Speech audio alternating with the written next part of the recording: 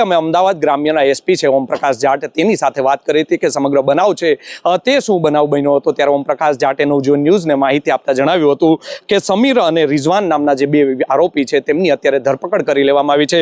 સૌ પ્રથમ જે બજારમાં સમીર નામનો યુવક છે તેની પત્નીને બ્યુટી પાર્લરમાં તે કામ કરતી હોય તેને મૂકવા જઈ રહ્યા હતા ત્યારે છે તે ધર્મેશ નામના વ્યક્તિ સાથે તેની ગાડી છે તે અથડાઈ હતી ને ત્યારે પણ ભારે બોલાચાલી છે તે ત્યાં બજારમાં થઈ હતી। ત્યારબાદ બોલાચાલી થયા બાદ આ સમીર નામનો જે વ્યક્તિ છે તે વયો ગયો હતો અને થોડા સમય પછી છે સમીર નામનો વ્યક્તિ આ પરત આવે છે બજારમાં।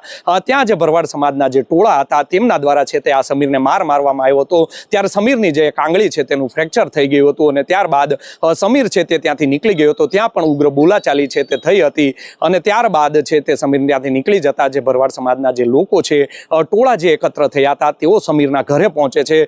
તેના ઘરે પહોંચ્યા બાદ જે આજુબાજુના જે તમામ લોકો છે તેઓ પણ વિસ્તાર ખાલી કરીને ત્યાંથી નાસી છૂટ્યા હતા અને ત્યાં એક વ્યક્તિ છે તે દિવાલની પાછળ સંતાઈને એક ઊભો હતો તેને ટોળા દ્વારા છે તે મારવામાં આવ્યો હતો। આ જે ટોળા દ્વારા જ્યારે તેને મારવામાં આવી રહ્યો હતો ત્યારે જે આ વ્યક્તિ સંતાઈને ઊભો હતો તેની ખીચામાં છે તે ધારદાર છે હથિયાર હતું, ચપ્પુ હતું, તેના દ્વારા સામેના એક વ્યક્તિ જે છે એટલે કે આ જે ધર્મેશ નામનો વ્યક્તિ છે તેની ઉપર હુમલો કરી દેવામાં આવતા સૌ પ્રથમ પગના ભાગે છે તેને છરીનો એક ઘા માર્યો હતો જેને લઈને તેની મુખ્ય નસ છે તે ફાટી ગઈ હતી અને લોહી લુહાણ હાલતે તેને હોસ્પિટલમાં ખસેડાતા તે મૃતક છે તે જાહેર કરવામાં આવ્યો હતો। આમ બધાનું કારણ છે તે આ પ્રકારનું છે તેવું અત્યારે પોલીસ વડાએ છે તે જણાવ્યું છે। આ મામલે અત્યારે ઉચ્ચ પોલીસ અધિકારી સહિતનો જે મસ્ત મોટો કાફલો છે તે ધંધુકા ખાતે ગોઠવી દેવામાં આવ્યો છે। ધંધુકામાં હાલમાં અજંપાભરી જે સ્થિતિ છે તે સર્જાય છે। કોઈ અનિચ્છનીય બનાવ ન બને તેને લઈને પણ ગૃહ ખાતામાંથી પણ આની ઉપર નજર છે તે રાખવામાં આવી રહી છે।